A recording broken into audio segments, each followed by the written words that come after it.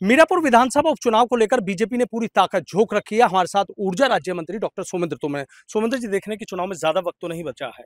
भूपेंद्र चौधरी आए थे, बूथ सम्मेलन करके गए हैं, जीत का मंत्र भी दे गए हैं। आप किस तरीके से आगे रहेगा? देखिए, भारतीय जनता पार्टी हर चुनाव को उसी गंभीरता से लेती है और हमारे चुनाव एक उत्सव की तरह से। भारतीय जनता पार्टी और लोकदल का कार्यकर्ता पूरी तैयारी के साथ, हम लोग पहले से ही चुनाव की तैयारियों में लगे हुए थे। भारतीय जनता पार्टी और लोकदल की पूरी तरह से तैयारी है। अभी हमारे माननीय प्रदेश अध्यक्ष जी जो आज कार्यकर्ताओं में उत्साह भर के गए हैं। अभी 6 तारीख को जयंत चौधरी जी का कार्यक्रम है। 8 तारीख को हमारे उत्तर प्रदेश के मुखिया आदरणीय योगी आदित्यनाथ जी यहाँ पर आ रहे हैं और मुझे पूर्ण विश्वास है जिस तरह से कार्यकर्ताओं के अंदर उत्साह है और जिस तरह से मोदी जी और योगी जी के नेतृत्व में आज उत्तर प्रदेश आगे बढ़ रहा है, हमारा संगठन माननीय भूपेंद्र चौधरी जी के नेतृत्व में काम कर रहा है। मुझे पूर्ण विश्वास है कि कार्यकर्ताओं का उत्साह करना अच्छा। देख रहे हैं कि चाहे बीएसपी की बात हो, समाजवादी पार्टी की बात हो, एआईएमआईएम की बात हो, आजाद समाज पार्टी की बात हो, तमाम पूरी ताकत झोंक रहे हैं।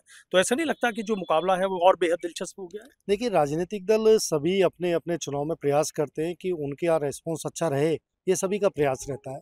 वो अपना काम कर रहे हैं और भारतीय जनता पार्टी और लोकदल के कार्यकर्ता अपने काम में हम लोग पूरी तन्मयता के साथ लगे हुए हैं और पूरी जिम्मेदारी के साथ जिन कार्यकर्ताओं को जो जो जिम्मेदारी दी गई है उन कार्यकर्ताओं के निर्वहन के लिए सभी कार्यकर्ता लगे भी हैं। अच्छा, 2009 में जब ये मोरना विधानसभा हुआ करती थी तब कादिर राणा यहाँ से विधायक बने थे। उसके बाद उपचुनाव हुआ, वो सांसद बन गए थे, लेकिन इस बार उनकी पुत्रवधू यहाँ मैदान में। तो वो चाह रहे हैं कि 2009 की जो कहानी है वो 2024 में वही उसी तरीके से बदल दी जाए। नहीं, 2009 का यदि मैं 2009 में यहाँ से लोकसभा से हमारे संजय चौहान जी चुनाव जीते थे और उस समय भी लोकदल बीजेपी के साथ गठबंधन के साथ थी। संजय चौहान जी के बेटे चंदन चौहान जी इस बार 2024 में भारतीय जनता पार्टी और लोकदल के गठबंधन से ही चुनाव जीते हैं, वो सांसद बने और उस समय भी मिथिलेश पाल जी 2009 का चुनाव यहाँ से जीती थी और इस बार भी उपचुनाव में चंदन चौहान जी के स्थान पर जो सीट रिक्त हुई है उसमें मिथिलेश पाल जी फिर से चुनाव लड़ रही हैं और मुझे लगता है कि इतिहास फिर से अपने आप को दोहरा रहा है। अच्छा, इतिहास दोहरा रहा है। अच्छा, दूसरी बात ये निकल के ऐसा क्या लगता है जो आप कह रहे हैं कि भाई मिथिलेश पाल ही जीतेंगे? समाजवादी पार्टी भी तो अपना कैंडिडेट सुम्बुल राणा को मजबूत बता रही है। कद्दावर नेता है कादिर राणा, उनकी पुत्रवधू हैं। अखिलेश यादव भी 9 या 10 में यहाँ पे आ सकते हैं। देखिए, कादिर राणा के चेहरे को मुजफ्फरनगर के लोगों ने देखा है। आसपास में सभी लोग इस बात को जानते हैं कि मुजफ्फरनगर दंगे का दंश सबने झेला, लेकिन आज योगी जी के नेतृत्व में उत्तर प्रदेश में कहीं दंगा करने की स्थिति नहीं। आज मीरापुर आगे बढ़ रहा है, आज पूरा मुजफ्फरनगर आगे बढ़ रहा है, आज प्रगति के पथ पर, विकास के पथ पर हमारा उत्तर प्रदेश आगे बढ़ा है। नहीं तो 2017 से पहले का उत्तर प्रदेश और 2017 के बाद विकास की तरफ बढ़ता हुआ उत्तर प्रदेश, आज हम देश की दूसरी अर्थव्यवस्था के रूप में है। तो ये योगी जी के नेतृत्व में और माननीय मोदी जी के निर्देशन में ये सब कुछ हो रहा है, ये सब लोग देख रहे हैं।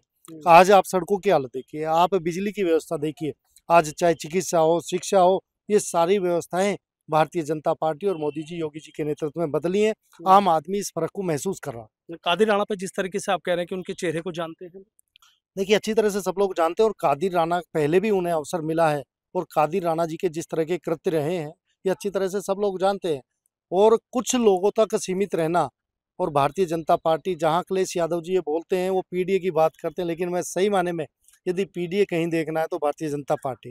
देखिए, हम लोग सभी जातियों का समावेश करते हुए आज इसीलिए भारतीय जनता पार्टी ने मिथिलेश पाल जी को यहाँ पर टिकट दिया है। सभी जातियों को कहीं ना कहीं प्रतिनिधित्व मिले, ये भारतीय जनता पार्टी का प्रयास। मुकाबला किससे? देखिए, हम लोग चुनाव को चुनाव की दृष्टि से देखते हैं। जो भी लोग चुनाव लड़ रहे हैं, हम लोग उन सभी से ये मानते हुए कि हमारा चुनाव है, लेकिन भारतीय जनता पार्टी का रास्ता अपना क्लियर है और उसी रास्ते पर हम लोग अपना काम कर रहे हैं। ठीक है, बहुत बहुत शुक्रिया। तो देखिए, ऊर्जा राज्य मंत्री डॉक्टर सोमेंद्र तोमर हैं, वो बीजेपी आरएलडी गठबंधन प्रत्याशी की जीत का दावा कर रहे हैं, लेकिन कहीं ना कहीं मुजफ्फरनगर दंगों का जिक्र करके उन्होंने कद्दावर नेता कादिर राणा को घेरने का काम जरूर किया है और ये मुद्दा है ये कहीं ना कहीं और ज्यादा गर्मा सकता है।